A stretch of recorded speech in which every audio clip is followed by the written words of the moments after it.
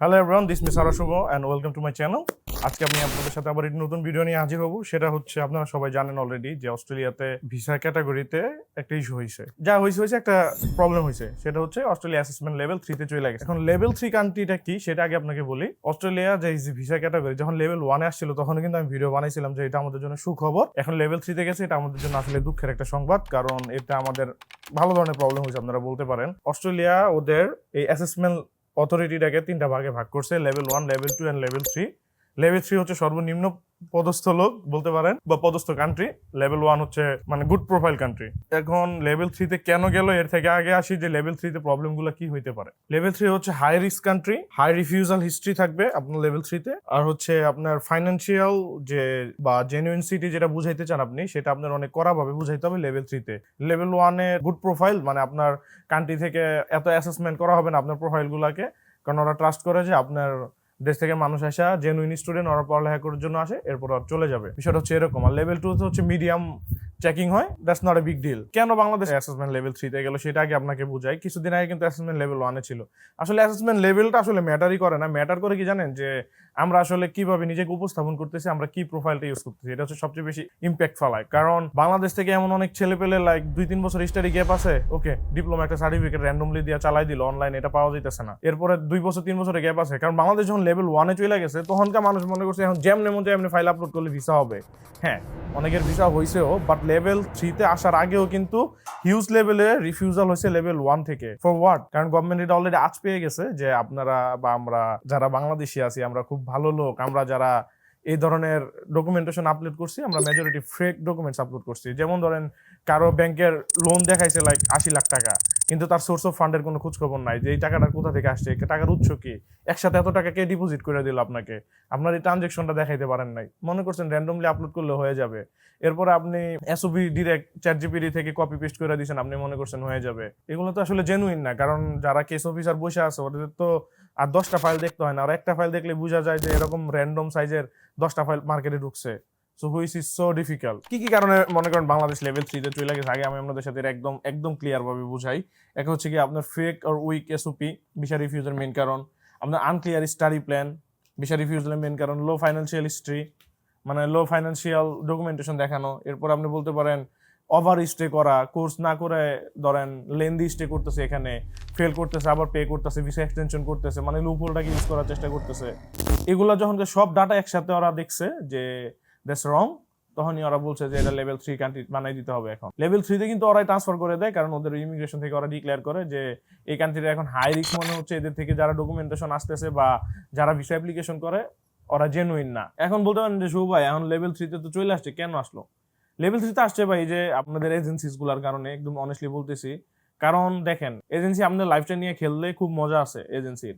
Randomly একটা file যদি launch করে, সামহাও আল্লাহ না করুক আপনার ভিসা হয়ে গেছে, আপনার থেকে যে কমিশনটা পাবে সেটা তো এজেন্সি পেয়ে যাচ্ছে। এখন যদি না হয় তাহলে তো এজেন্সির কোনো সমস্যা নাই, কারণ এই যে আপনার যে অ্যাপ্লিকেশন পর্যন্ত আনতে আপনার যে পরিমাণ খরচ হচ্ছে, এখান থেকে দেখবেন এজেন্সি কোনো না কোনো ভাবে 40 to 50,000 টাকা এজেন্সির জন্য রেখে দিচ্ছে।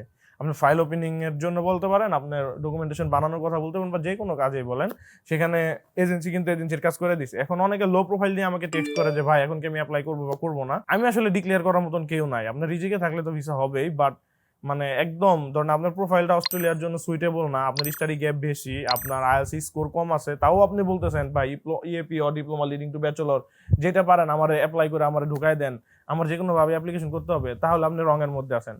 যে পরিমাণ রিফিউজাল হিস্ট্রি নাও, আমার মনে হয় না অস্ট্রেলিয়ার জন্য অ্যাপ্লাই করাটা এটা একটা সুইটেবল কোনো একটা পার্ট হবে। লেভেল 3 তে যদি কেউ ভিসা পেতে চান, তাহলে আপনার কি করতে হবে? আপনি এসওপি তে কিং হইতে হবে। অনেস্টলি স্টেটমেন্ট অফ পারপাস অনেক বেশি ম্যাটার করে। আপনার পুরো প্রোফাইলটা এসওপি থেকে পড়ে, যে এসওপি তে আপনি কি লিখছেন, কি আসে বিষয়, সেটার উপরে ডিপেন্ড করে হচ্ছে আপনার লাইক কত ভালো হচ্ছে আপনার মানে ভিসা পাওয়ার সম্ভাবনা, অনেস্টলি সেইং। এরপরে কেন এই কোর্সটা চুজ করছেন, কেন এই ইউনিভার্সিটি, কেন অস্ট্রেলিয়া, এরপর আপনি কেন বাংলাদেশ ফেরত যাবেন, এই সবগুলো জিনিস আপনি এসওপিতে স্টেট করেন দেখে আপনার লেভেল 3 তে বাংলাদেশ থাকা সত্ত্বেও আপনার ভিসা হবে। আমি আপনাকে বলতেছি কোর্স ডাউনগ্রেড না করা। যেমন আপনি বাংলাদেশ থেকে মাস্টার্স করছেন, আপনি মাস্টার্স বাই রিসার্চে আসতে পারেন, বাট আপনি ওই ব্যাচেলর বা প্রি মাস্টার্স এগুলো বকরচকরের কোর্সে না ঢুইকা বা ব্যাচেলর করতে চাইতেছেন, আবার ডাবল মাস্টার্স করতে চাইতেছেন, তাহলে এগুলো রেলিভেন্ট হয় না আপনার স্টাডির সাথে। কারণ আপনার জেনুইন স্টুডেন্ট বুঝাইতে হইলে আপনার এটা বুঝাইতে হবে যে আমি একটা সলিড পড়ালেখা করতে চাইতেছি, এরপর আমি ফেরত আসবো। সো এই জন্য আমি বলবো যে এগুলো না করে সলিড জিনিসগুলোর দিকে তাকান, আপনার ফাইন্যান্স ক্লিন রাখা, আপনার ফাইন্যান্সটা অনেক বেশি জরুরি। আপনি লোন নেন, ডাজন্ট ম্যাটার, বাট জেনুইন যাতে হয় জিনিসটা। মানে এখান থেকে যদি কেউ কোনো মেইল পাঠায় বা কিছু করে, তাহলে ওরা যাতে চেক করে জানতে পারে যে আপনার যে ফাইন্যান্সিয়ালি ডকুমেন্টেশনটা ওরা চেক দিতেছে, হ্যাঁ এটা লেজিট আছে। আপনি চাইলে একটু ট্রানজ্যাকশন করেন, এরপরে এই সোর্স অফ ফান্ডটা কোথা থেকে আসলো সেটাকে একদম প্রপারভাবে ইউটিলাইজ করেন। আপনি জমি সেল করতেছেন, এই সেলের বিনিময়ে যে খাজনা বা ট্যাক্স পে করতে হয় সেটা পে করে আপনি এটাকে জেনুইন করেন। আপনি এনবিআর এর সাথে যোগাযোগ করেন এটা জেনুইন কিনা। একটা ভিসার জন্য আপনার ভালো পরিমাণ এফোর্ট দিতে হবে, তারপর আপনি ভিসাটা আসবে। যদি আপনি চিন্তা করেন যে লাইক আমি র্যান্ডমলি জাস্ট আমি একটা ভিসা লঞ্চ করে দিলাম, তারপর আপনি ভিসা তো রিভিউজ হবে, ইন দ্য মিনটাইম আপনার 1.5 লাখ থেকে 2 লাখ টাকা মায়ের। এজেন্টকে ব্লাইন্ড ট্রাস্ট করা যাবে না, এজেন্ট অনেক ধরনের বোগাস দিবে। আপনি মার্কেট যাচাই করেন, মাল্টিপল গ্রুপস আছে, সবার সাথে যোগাযোগ করেন। লেভেল 3 তার মানে কি আপনার প্রোফাইল যদি এখন অনেক ভালো হয়, ইউনিভার্সিটি অ্যাপ্লিকেন্টও হন, তারপর আপনার ভিসা রিফিউজ হওয়ার সম্ভাবনা অনেক বেশি। I am not demotivating anyone, but that's the reality, I am telling it. So আপনার যখনই আপনি ইউনিভার্সিটি বা অন্য কোথাও অ্যাপ্লিকেশন করেন, আপনি মাল্টিপল জায়গায় খোঁজখবর নেন, এজেন্টকে ব্লাইন্ড ট্রাস্ট করেন না। এজেন্ট জাস্ট একটা পোর্টাল, সে শুধু আপনার জন্য অ্যাপ্লিকেন্ট, এটা মাথায় রেখেন। আপনার অ্যাপ্লিকেশনগুলো সে করে দিবে, বাট ও কি করতেছে, কোন ডকুমেন্টেশন ইউজ করতেছেন, এগুলো কিন্তু আপনার চেক করা ম্যান্ডেটরি। আদারওয়াইজ আপনি লেভেল 3 থেকে ভিসা পাবেন না। যেহেতু এখন এজেন্সির গাফলতির কারণেই আমাদের বাংলাদেশ লেভেল 1 থেকে লেভেল 3 চলে গেছে। সো আমাদের এটা রিকভার করতে হবে, আবার লেভেল 1 নিয়ে আসতে হবে। লেভেল 1 কেন আসছিল, তার মানে হিউজ পরিমাণ ভালো প্রোফাইল যখন একটানে আপলোড করা হয়েছিল, তখন অস্ট্রেলিয়ান গভর্নমেন্ট অ্যাসেস করছে যে like they are fucking good, so they are doing something very well. So এখন আমরা ওদেরকে লেভেল 1 রাখি, ওদের আমরা অ্যাসেসমেন্টটাকে ইজি করে দেই, ওদের আইএলটিএস এর রিকোয়ারমেন্ট কমাই দেই, ওদের ব্যাংক স্টেটমেন্ট বা ফাইন্যান্সিয়াল ডকুমেন্টেশন অত বেশি প্যারা না রাখি, যাতে করে ওরা নর্মালি অস্ট্রেলিয়াতে আসতে পারে, যেহেতু জেনুইন পড়ালেখা করতে চাচ্ছে। আমি বলবো এখন একদম পারফেক্ট একটা এক্সাম্পল যে weak profile don't apply please for the time being. এখন যে সিচুয়েশন মার্কেটের, অ্যাপ্লাই করেন না। স্ট্রং প্রোফাইল সুন্দর মতো ঘাটাঘাটি করে অ্যাপ্লিকেশন করেন, আপনি ভিসা হয়ে যেতে পারে। কারণ অস্ট্রেলিয়া আসার জন্য আপনি তো স্বপ্ন দেখতেছেন, এটা হচ্ছে বিগ ড্রিম। এরপরে যদি আপনি এটা রিফিউজ হয়ে যায় সামহাও, আপনি যদি মার্কেটে ঢুকতে না পারেন, এটা আপনার জন্য একটা প্যারা হয়ে যাবে। সো আমি এটা চাই না যে লাইক আপনি এই প্যারার মধ্যে পড়েন। এরপরে হচ্ছে কলেজ সিলেকশন, এটা কিন্তু অনেক বড় একটা ফ্যাক্ট। অনেকে বলতেছে ভাই আমি র্যান্ডমলি একটা ইনস্টিটিউটে যাবো, ভাই বাংলাদেশ থেকে আপনার আইএলটিএস এর রেজাল্ট যদি ভালো থাকে, আপনি যদি ভালো টাকা পয়সা আপনার কাছে থাকে, why you are choosing institute rather than university? ইনস্টিটিউটে তো আপনার ভালো হবে না, আপনি তো এটা নিজেও ভালো মতো জানেন। বিচার আপনি কিভাবে পাবেন ইনস্টিটিউট থেকে? ইনস্টিটিউট আর ইউনিভার্সিটি তো সেম না। সো এই জন্য আপনার মাথায় রাখতে হবে যে আপনার কোথায় আপনি মানে কিভাবে গেমটা খেলতেছেন। It's all about game. Case officer আপনার প্রোফাইলটা দেখে বুঝবে যে ও পড়ালেখা করতে আসবে, ও জানে যে আপনি থাইকে যাবেন। কারণ আমরা থার্ড ওয়ার্ল্ড কান্ট্রি থেকে আসি, আমাদের কয়জনের যাওয়ার নিয়ত করে আসি? আমাদের তো যাওয়ার জায়গা নাই। আমরা এত পরিমাণ টাকা এখানে এফোর্ট দিয়ে ফেলছি, আমরা স্টুডেন্ট ভিসাটাকে একটা পাথওয়ে হিসেবে ইউজ করি এখানে অস্ট্রেলিয়া থাকার জন্য। So simple. সো এখানে আপনি চুজ করতে হবে আপনি কি করবেন। সো আশা করি আমি বুঝাইতে পারছি যে আপনার আসলে কি কি ডকুমেন্টেশন বা কিভাবে চিন্তা করলে লেভেল 3 থাকা সত্ত্বেও আপনি ভিসা পেতে পারেন। এখন আপ টু ইউ গাইস, যেহেতু অলরেডি আমরা লেভেল 3 চলে আসছি, আমাদের সাথে মনে ইন্ডিয়াও আছে, পাকিস্তানও আছে, নেপালও আছে।